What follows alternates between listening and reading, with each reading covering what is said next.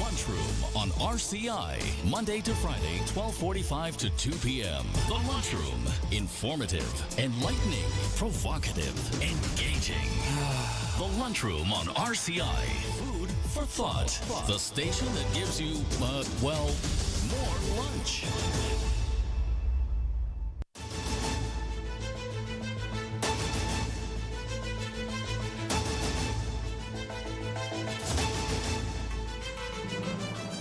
Good afternoon and welcome to the Lunchroom on Radio Caribbean International. It is Thursday, the 2nd of October, 2025, and we're on to program number 1461 of the Lunchroom. I'm your host, Calix George Jr. Now, in addition to 101.1 FM radio, you can also get us at our website, rcistlucia.com, and we are streaming live on YouTube as well as on Facebook. And you just have to search for the official page of Radio Caribbean International on Facebook. And please be sure to like and share that as well with your friends and family.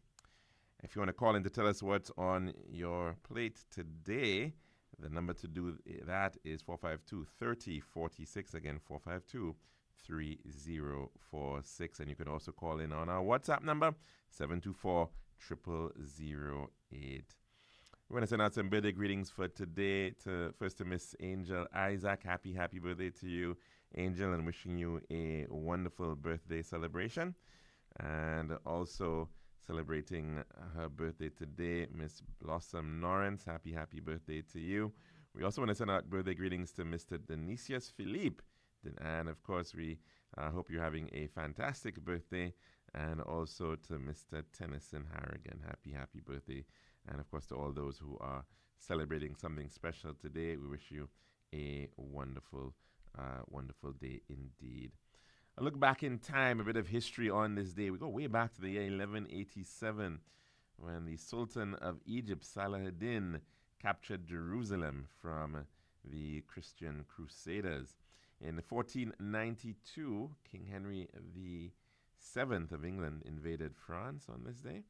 In the year 1789, on this day, George Washington transmitted the proposed constitutional amendments known as the United States Bill of Rights to the states for ratification. In the year 1928, on this day, the Prelature of the Holy Cross and the Work of God, known as Opus Dei, was founded by a Catholic priest, Jose Maria Escrivá, in Madrid, Spain. 1944, on this day, saw the Polish resistance fighters capitulate in Warsaw's uprising after an estimated 250,000 people lost their lives. And in the year 2007, on this day, President Roh Moo-hyun of South Korea walked across the military demarcation line into North Korea on his way to the second Inter-Korean summit with North Korean leader Kim Jong-il.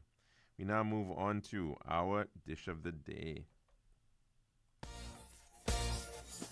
Miku South! This Sunday, October 5th from 3 p.m., the St. Lucia Labour Party proudly launches Shanda Harrick Singh, your candidate who will lead with care, courage, and conviction. Join us at the Miku playing field as we stand together with our political leader and Prime Minister, Honorable Philip J. Pierre, to celebrate leadership, progress, and opportunities for all. This Sunday, Miku South comes alive. With Shanda Harrick Singh and Prime Minister Pierre, we are moving forward together. Dr. Harrick Singh, we voting. Dr. Harrick Singh, we voting. Let me hear you say, Shanda, Shanda, Shanda, Shandali. Every bed in our hospitals tells a story of someone's mother, someone's brother, someone's friend. And when that story of care is complete, it's time for the next chapter, home. But too often, discharged patients are left waiting hours, days, weeks, sometimes months, not because they want to stay, but because no one comes. We understand life gets busy, but every extra day they wait means another patient, perhaps in pain, perhaps in crisis, can't get the bed they desperately need. So when the call comes that your loved one is ready, please be ready too.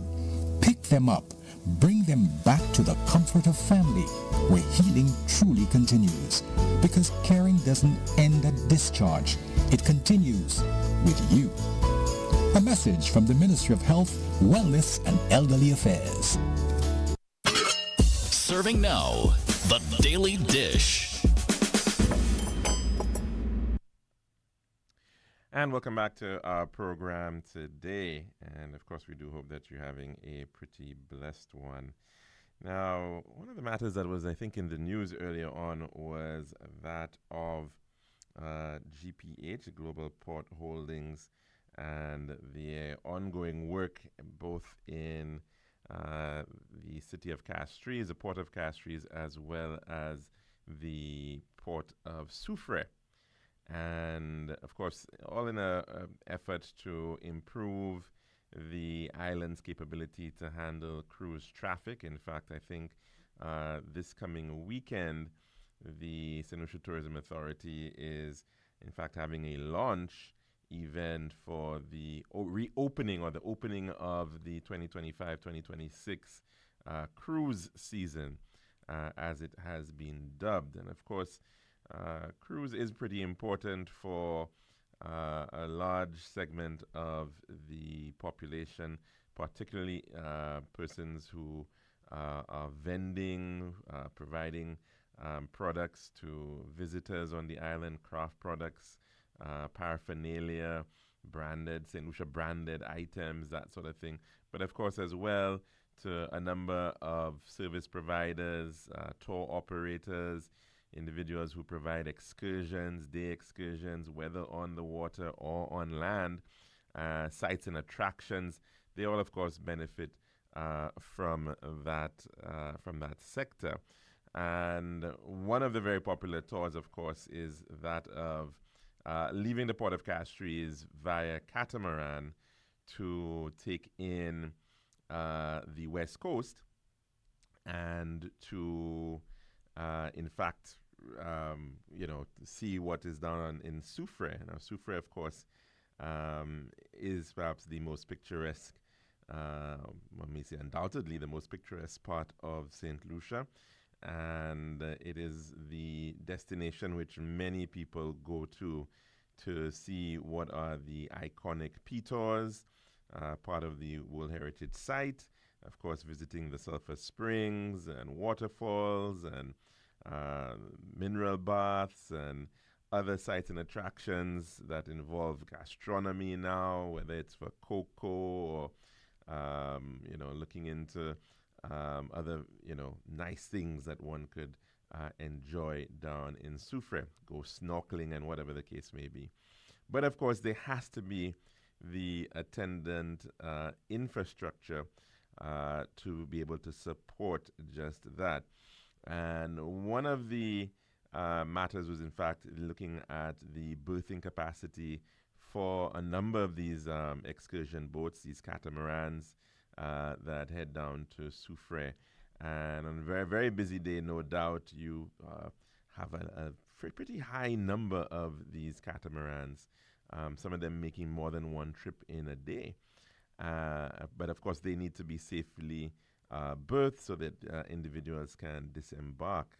And of course, we also enjoy a good boat ride here in St. Lucia. And on a weekend, it's pretty popular as well in terms of nationals having their own boat rides.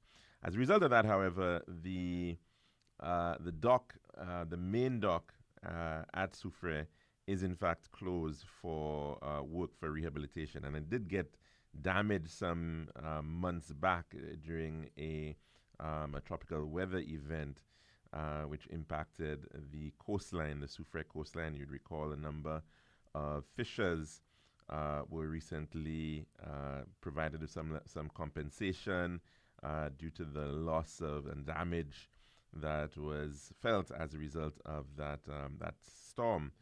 And of course, the matter of the infrastructure to support that marine activity needs to be upgraded.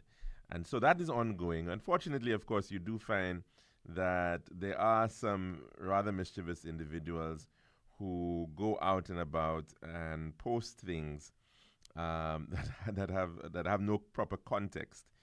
And I think there was, in fact, one such video where an individual was showing a particular vessel which had docked at the Soufriere dock, and it showed that individuals had to be climbing around the gate to be able to get off the dock and to get onto to get into the town. And of course, within that context, this individual went about blaming the rep and Miss Emma Hippolyte, the honourable member for Soufriere Force Jacques, and indicating this has never happened before and whatnot, paying no attention at all to the fact that the berth had been closed for operations so as to facilitate this current work that is being done on the Soufriere waterfront, which is aimed at improving those berths as well as improving the look and feel of that waterfront, ensuring that it is a more attractive space and a friendlier space for residents and visitors alike. So, of course, we have heard that phrase that to make an omelette, you've got to break eggs. And so, of course, the need to show improvement quite often means disruption. And we perhaps have not, you go to some other countries around the world, and it's as if there's always construction going on the roads and highways out and about. It's the nature of development. It means that you do have to bear some patience at times so as to be able to enjoy the finished product. For example, quite right now, the ongoing works at the Nobe Vesikwi Karef link at about 3 kilometers of road that in the north of the island between Corinth and Karef, or the Moshi Monjiro road. That road is being undertaken right now for major upgrade, and already, even though there's still a ways to go, you can already see some significant improvements and widening of that carriageway that has been done by the contractor thus far. So lots more to do, certainly, but certainly even the changes, the improvements that have already been done are in fact making it a very attractive route, even in its state of incompletion.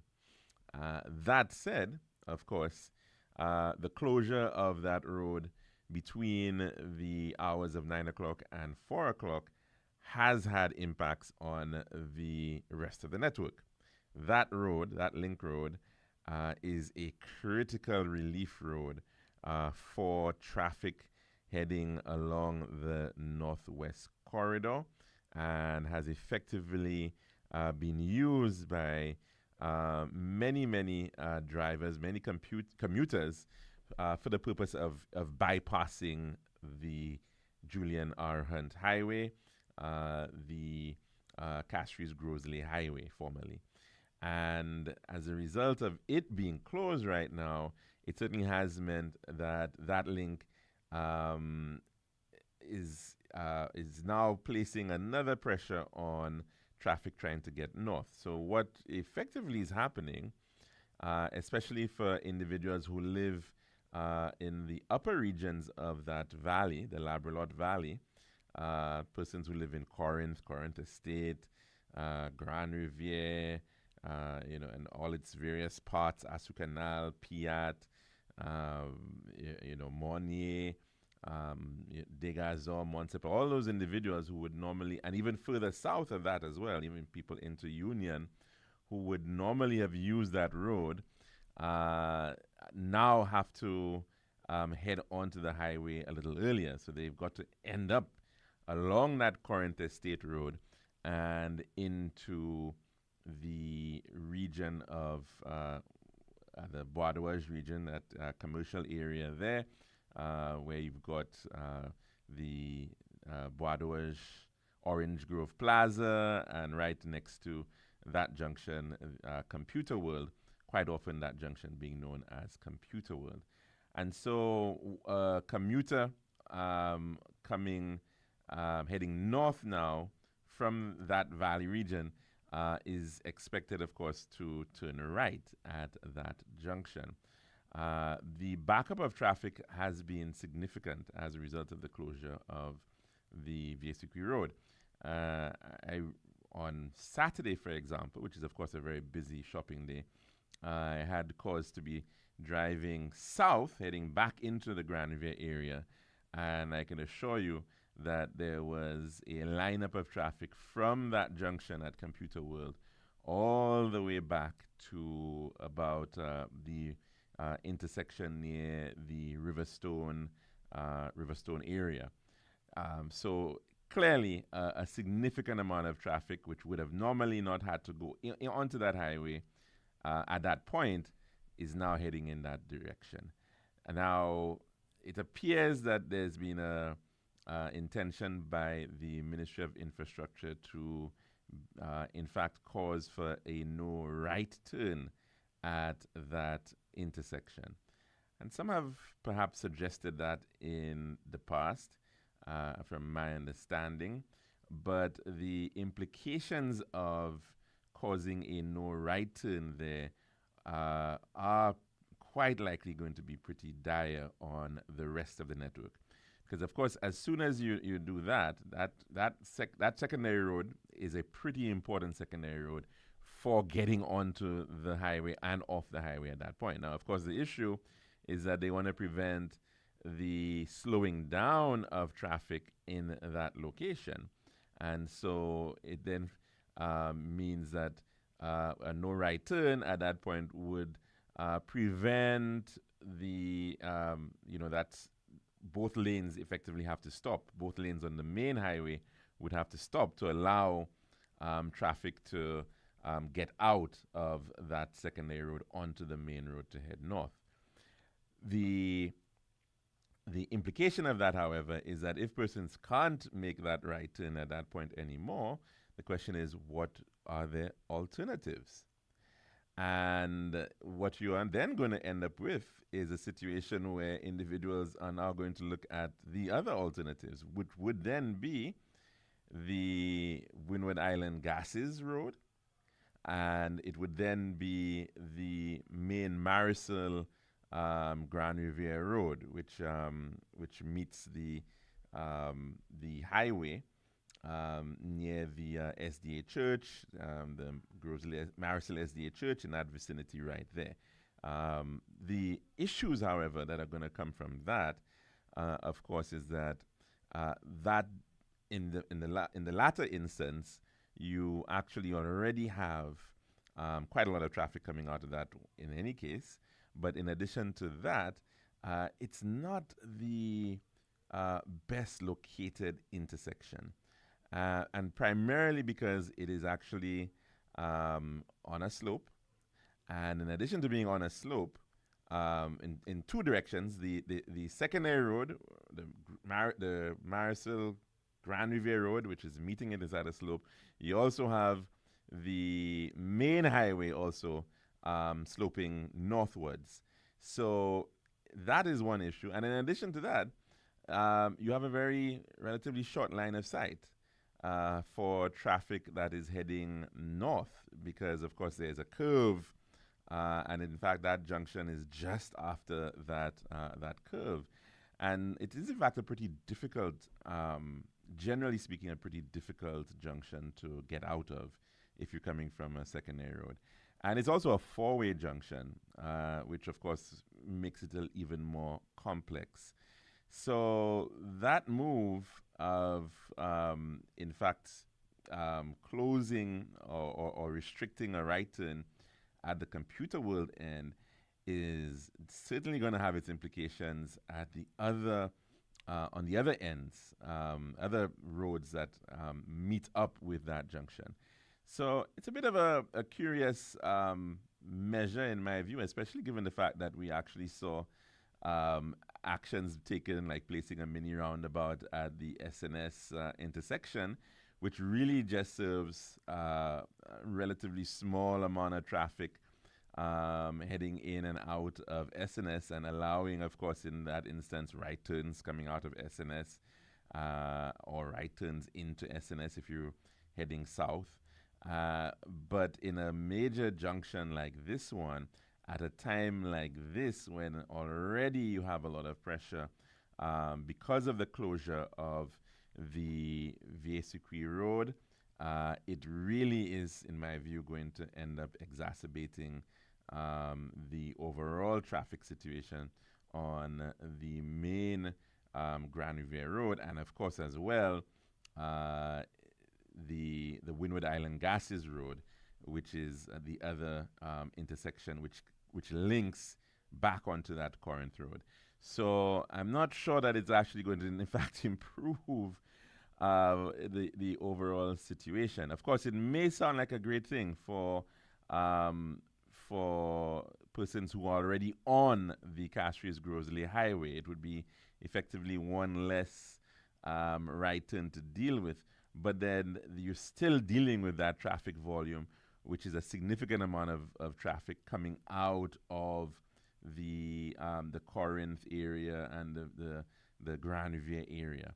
So I think it needs to be looked at and certainly considered or reconsidered in terms of the approach moving forward with respect to traffic. And of course, the reality is that these are all interim measures, and we can understand why there's a need to try to see if we can resolve things in the interim. In fact, next week, the government of St. Lucia is going to be signing on to two loan agreements, one from the Kuwaitis as well as one with the OPEC fund, for the purpose of upgrading the Julian R. Hunt Highway from Shock up to the town of Grosley, up to the junction around Dauphin Street, Massad Road, around there.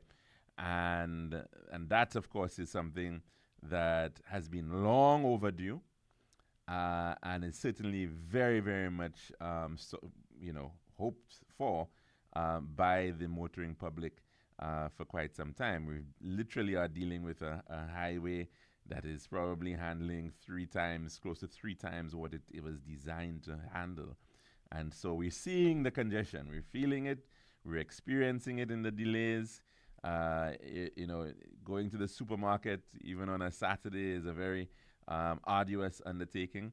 And of course, it therefore means that as a public, we have to think about how to reconsider, certain movements, certain trips. Can we plan a little better? Can we try to, undertake some of these activities in off-peak times if possible?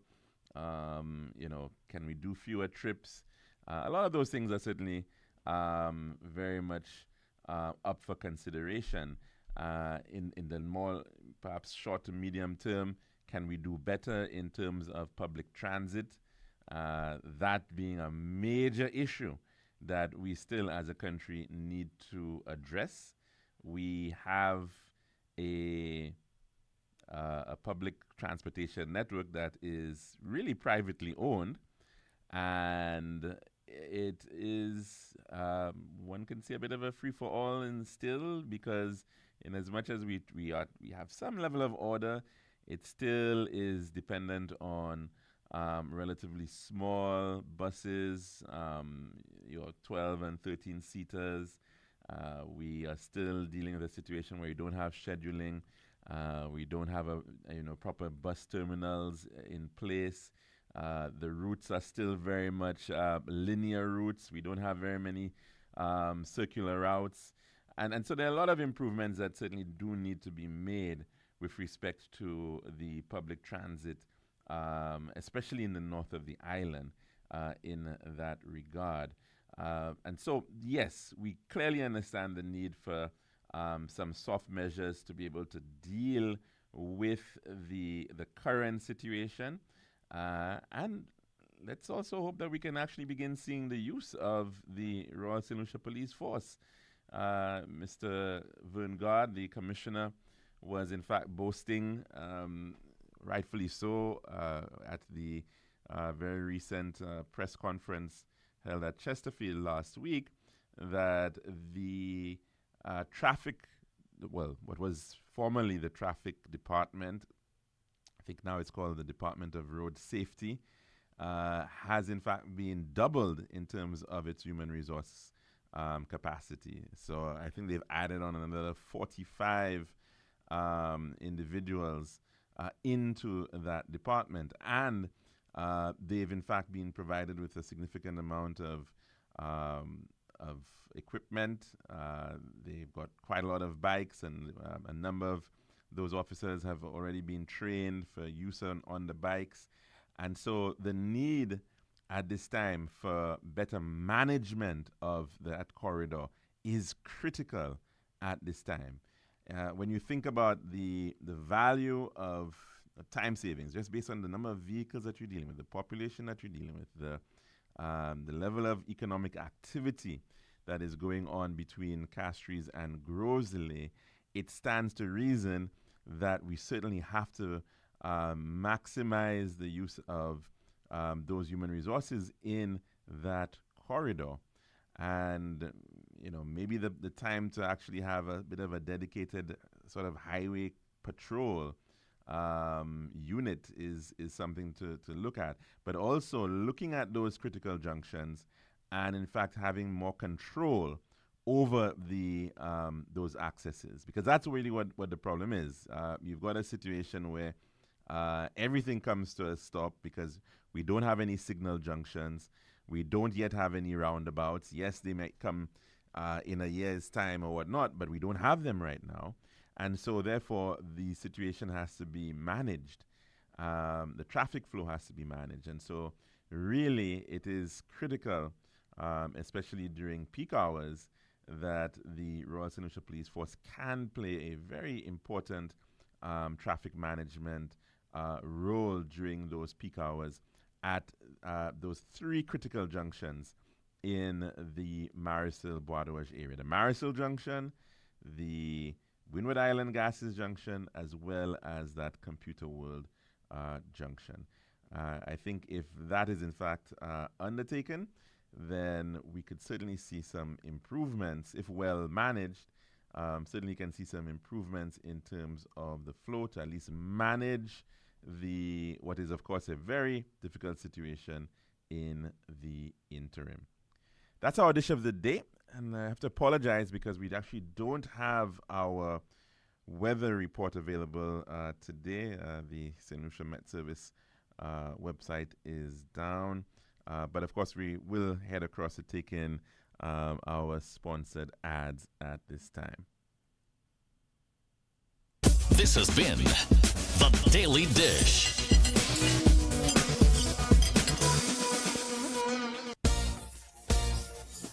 Miku South! This Sunday, October 5th from 3 p.m., the St. Lucia Labour Party proudly launches Shanda Harak Singh, your candidate who will lead with care, courage and conviction.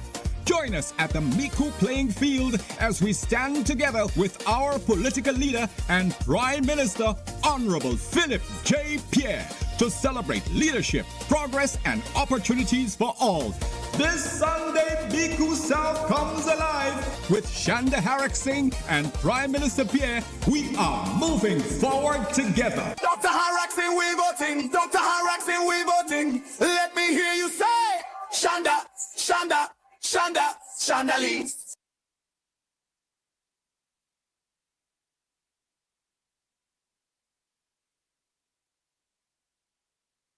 Every bed in our hospitals tells a story of someone's mother, someone's brother, someone's friend. And when that story of care is complete, it's time for the next chapter, home. But too often, discharged patients are left waiting hours, days, weeks, sometimes months, not because they want to stay, but because no one comes. We understand life gets busy, but every extra day they wait means another patient, perhaps in pain, perhaps in crisis, can't get the bed they desperately need. So when the call comes that your loved one is ready, please be ready too. Pick them up, bring them back to the comfort of family, where healing truly continues. Because caring doesn't end at discharge, it continues with you. A message from the Ministry of Health, Wellness and Elderly Affairs. Girl, I've been so stressed searching for the perfect tiles to complete my home. Really? Yeah, it's always the same white, beige, and gray tiles with these tile stores. Like they're all buying from the same place. You're the design expert. Help me, please. I'm fed up. What are you looking for? Something different. Something that says Caribbean beauty and suits my personality. Something vibrant and classy with a little razzle dazzle. Okay, Ms. Razzle Dazzle, I know just the place. Island Style Tile and Bath, they're my #1 store for everything tile. And with their new In Living Color collection, you'll find the most gorgeous styles to give you that splash of Caribbean flair you're looking for. That sounds perfect. I'll even take you myself and throw in a free design consultation. I'll never say no to that, sis. I can't afford you anyway. Visit our Island Style showrooms in Castries, Rodney Bay, and View Fort, or call 450-452 or 453 Tile. We'll help bring your vision to life in living color.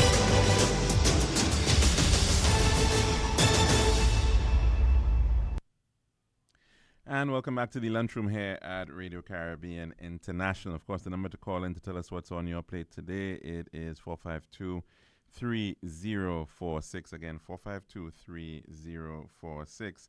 And our WhatsApp number, 724-0008. Again, 724-0008. The matter, of course, of how traffic circulates is always a very interesting one, and we've seen, of course, some improvements in respect of the Millennium Highway, soon to be redubbed the Julian Alfred Highway. In fact, I think a big shout out to Julian. I believe she'll be coming in today, and there's a welcome homecoming event planned for her. As a result of her winning the bronze medal at the just concluded World Championships. But on that highway, there were some points where there would have been right turn lanes and access off into the highway from secondary roads. But it looks as if in many of those instances, these have been changed. But we talk about that in just a bit. I think we've got a call in. Good afternoon. Welcome to the lunchroom. What's on your plate? How are you doing, caller? Okay, wonderful.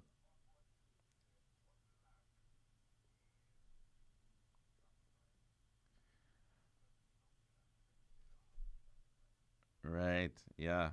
Well, it's an important point that you're making too, because that would have been maybe a possible interim measure that could have been used as well in some of those junctions, provided that those traffic lights are smart signals, in that they're actually monitoring the flow, and they have sensors so that you don't have a static separation of time.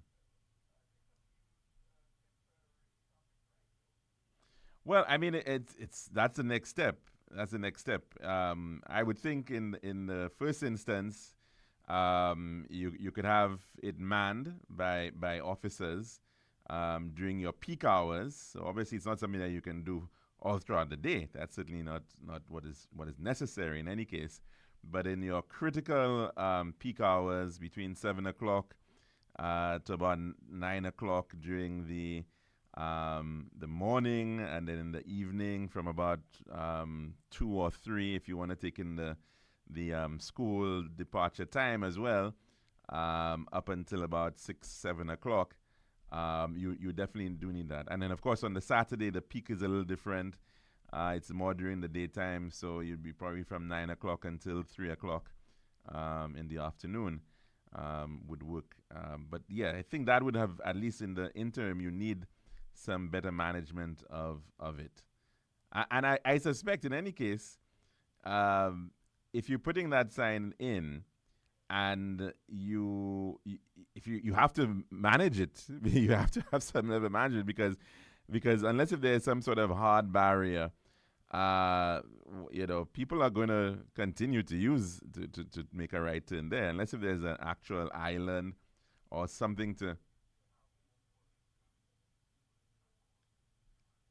Well, exactly, and I think that's what needs to be done. Certainly, you do. You at each junction you have maybe 2 officers. They do a rotation, something to that effect. But let's see. I hope that. Okay, all right, Ed caller. Have a good one. But I was also mentioning that in the case of the Millennium Highway, that also seems to have experienced a bit of a change in the original design. So there were some points along that highway where you had junctions which were identified. So there was one, for example, just after Tunnel 1, the Latok Tunnel, which allowed some access to the community in that area. Then there was another junction, of course, for the Kubari residents. You had a roundabout, of course, for the OKEU. And then lower down, there was also another junction for the Ciceron Fairway residents.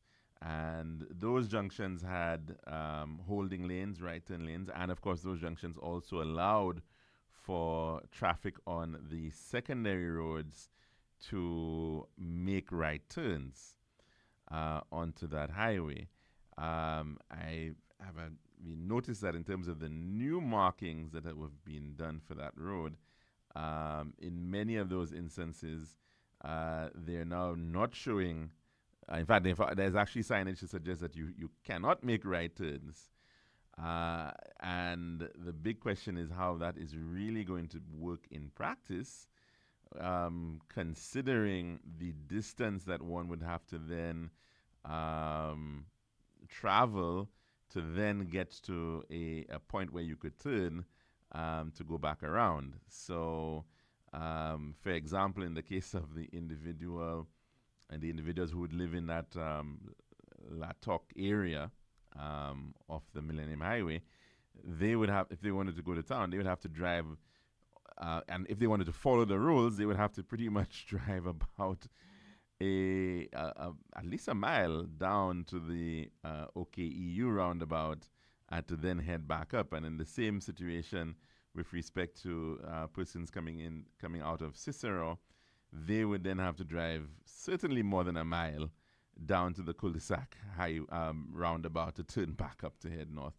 So I think we definitely, some of that needs to be looked at. I mean, one can understand what is the thinking in terms of trying to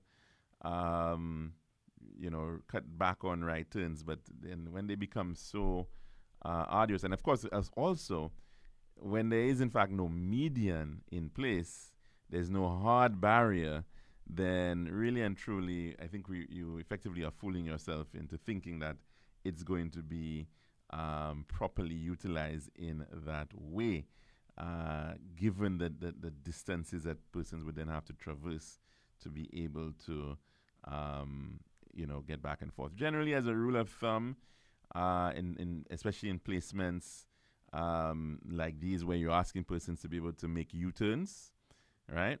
Those 180s, you really don't want to have to go more than a mile, about 1.6 kilometers. So it is stretching it, I think, in some of these instances with respect to what has been put forward in the Millennium Highway situation as of now. Of course, the desire to see improvements, and they're coming, certainly in terms of the surface and the driving experience has certainly been far better than what was existing prior. And of course, we want to see those improvements in that other corridor, the northwest corridor, Castries Grosley Highway. But we certainly also want to ensure that we're seeing good and sensible design as well to ensure that the commuters as well as pedestrians and others users, they can all safely utilize that public infrastructure. Now, of course, the matter of politics is very much alive in St. Lucia, and you're seeing lots of accusations and back and forth from different sides. And one hopes that we can see some fresh ideas and as well fresh faces, or fresh ideas from fresh faces. And of course, individuals are always quite keen to see who are those newcomers and what they will really represent. Will they in fact be bringing change? And so I think there was in fact a very interesting vox pop coming out of Choice TV, and that is actually a clip I think we have available where individuals were asked what their opinions were in terms of their favorite new candidates for the election. So I think we have that clip, and let's take a listen to it at this time. Butcher, super. On the Labour side, only Butcher. This is why have impressed me, especially doing work with the youth. A lot of the youth represented when she was at Otsa. Well, it can be no other party than the United Workers' Party, because the slate of candidates they have currently, them fellas bring value to the party. And even if they're not from a particular constituency, that those people from other constituencies still wish that was their certain candidates that is representing them. Tommy Descat is the most impressive candidate so far I've seen on that slate of candidates on both sides of the fence. Danny Butcher, red all the way. I'm ready. Red and ready. The moon is red. The moon is red, the water is red. Everything is red. And the Labour Party, no doubt about it. Because I believe in all what they are saying is true, and I believe in it. And you could see the good works my minister is doing, and my prime minister, helping the young people, the older folks, everybody. So I very, very, very feel satisfied with what they do. Labour Party has impressed me the most, and they have launched two of their candidates, Lisa Joye and Danny Butcher. And Danny Butcher was the one that really emphasized my assurance of the Labour Party victory.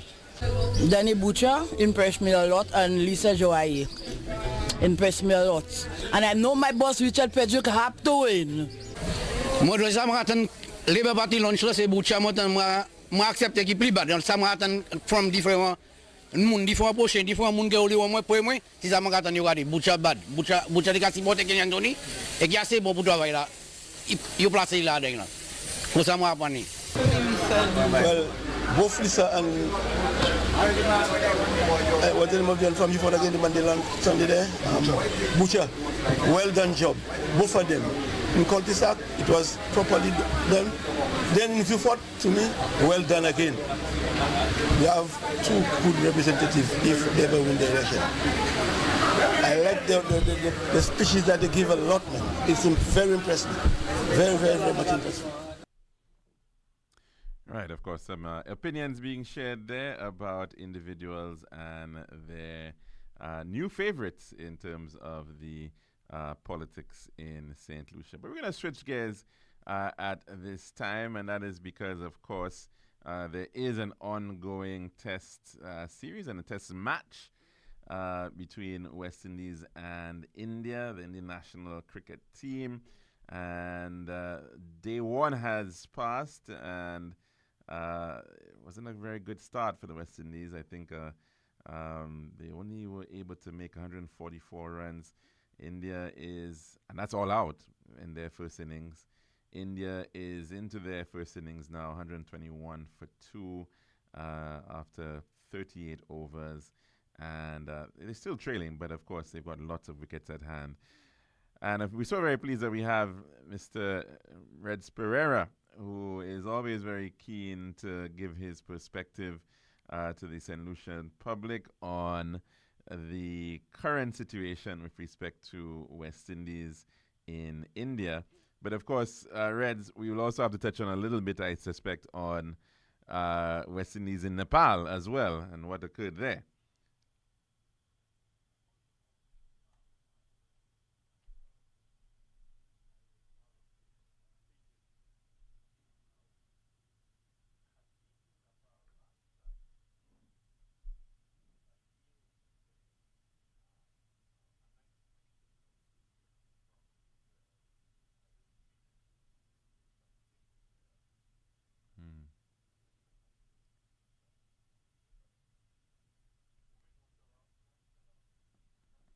Yes.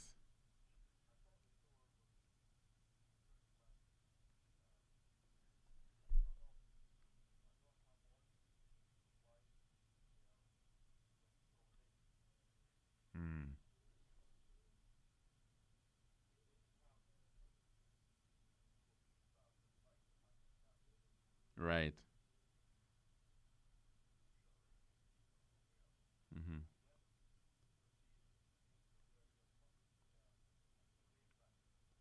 Mm-hmm.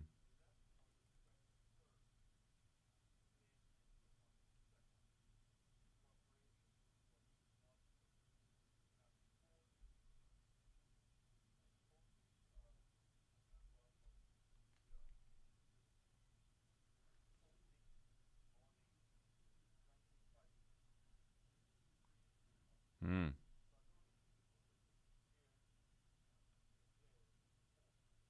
Mm-hmm.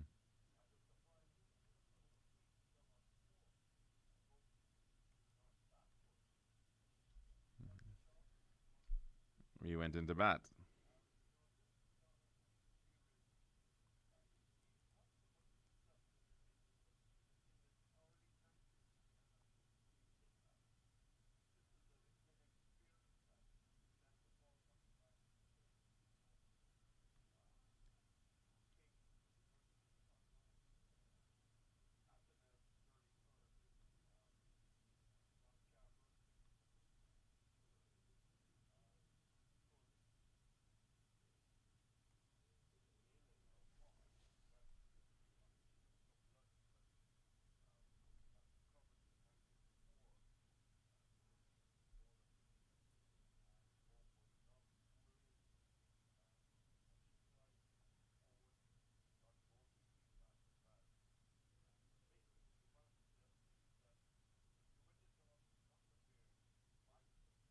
Mm. Right.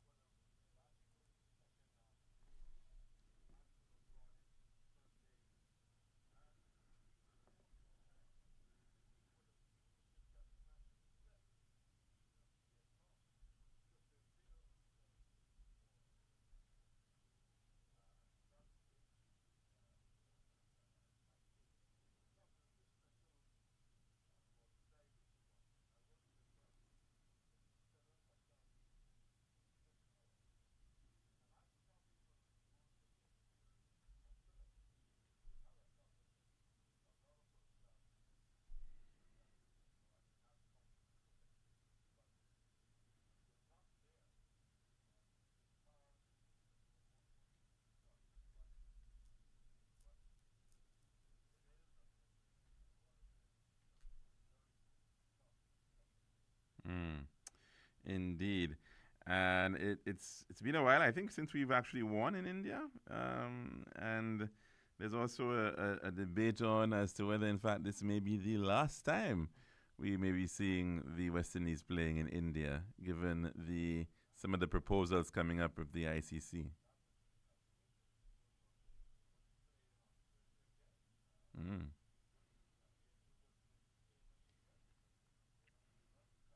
We would be a tier 2 team.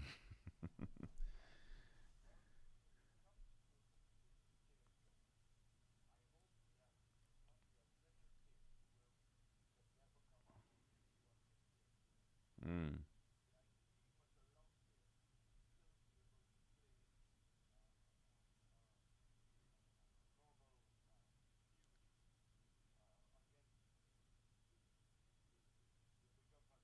Mm-hmm.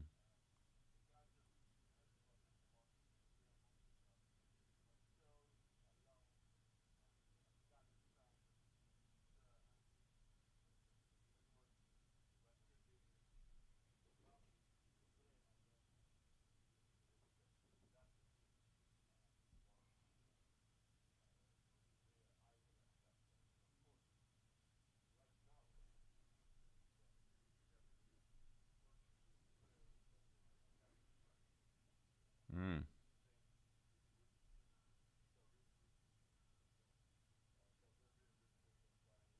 Mm-hmm.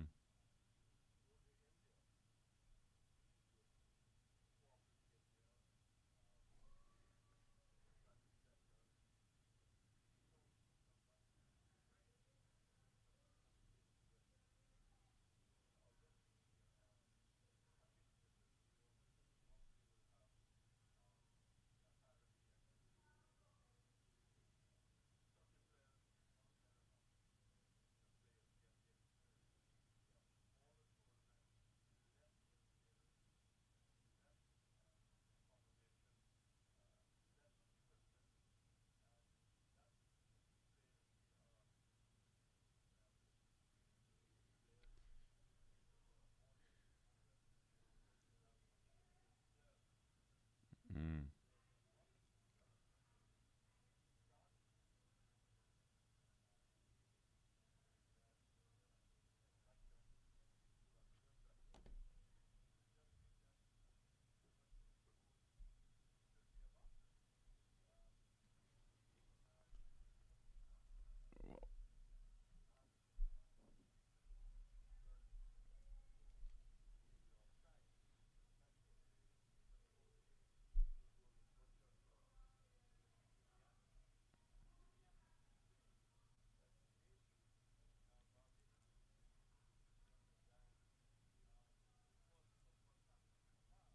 Mm.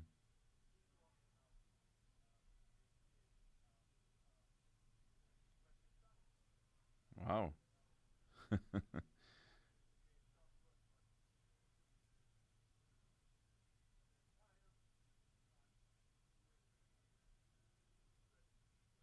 Right.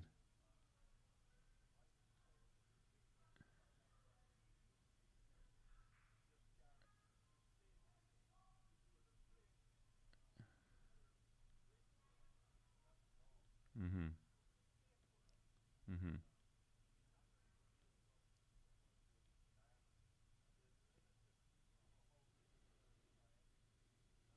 Mm-hmm.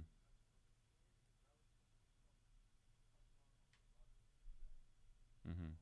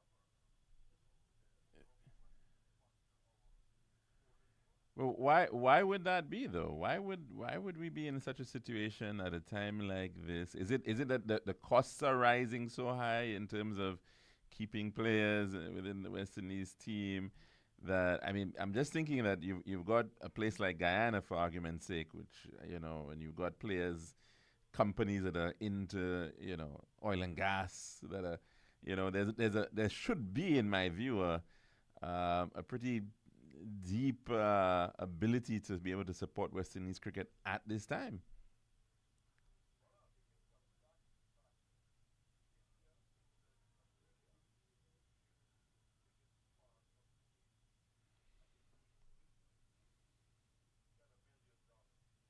From the ICC. Mm-hmm.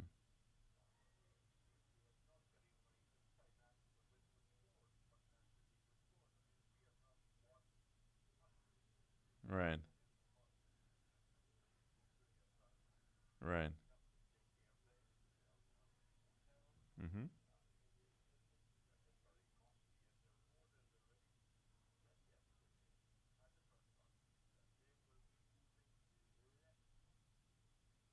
Mm.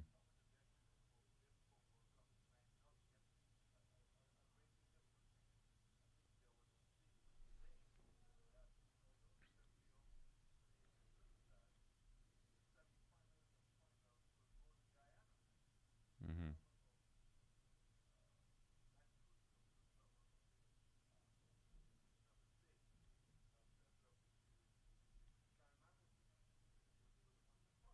Mm-hmm.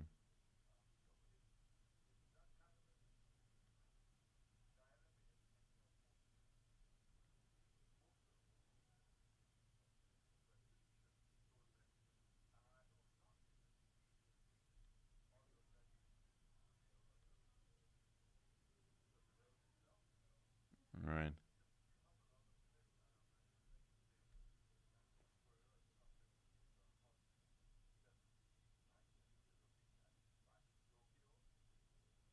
Mm.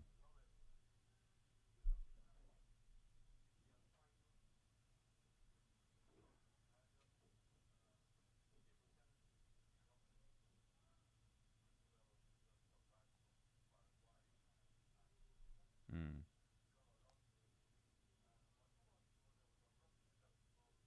Yes.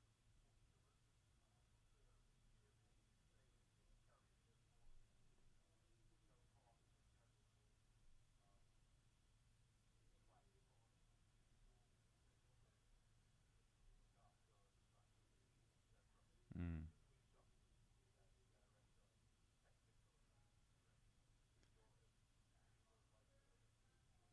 And I suppose you got to do something soon on the bodybuilding. There was a bodybuilding competition that recently ended over the. Okay.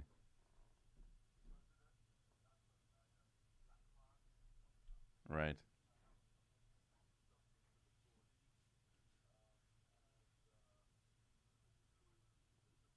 50-meter Olympic swimming pool at Beausejour. Yeah.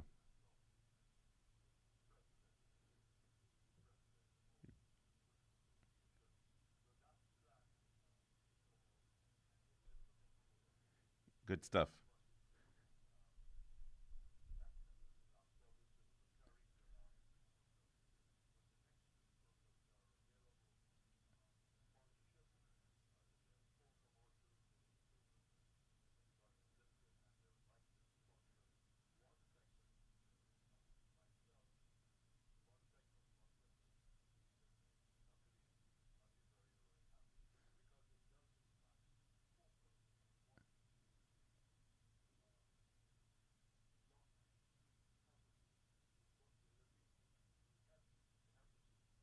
Mm.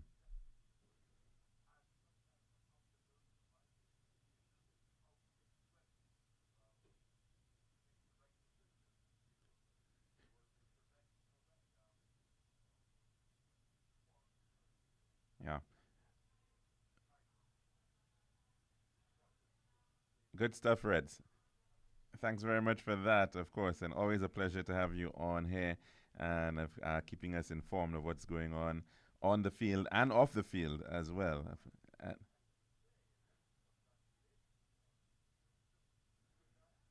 Oh, yes. We'll have to talk about, we'll have to have a whole program on that one, separate.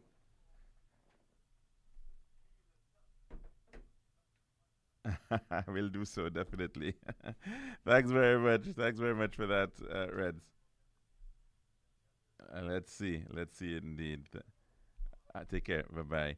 And, of course, we will be back again tomorrow, God, for another program of The Lunchroom here at Radio Caribbean International. I'm your host, Alex George Jr., saying goodbye.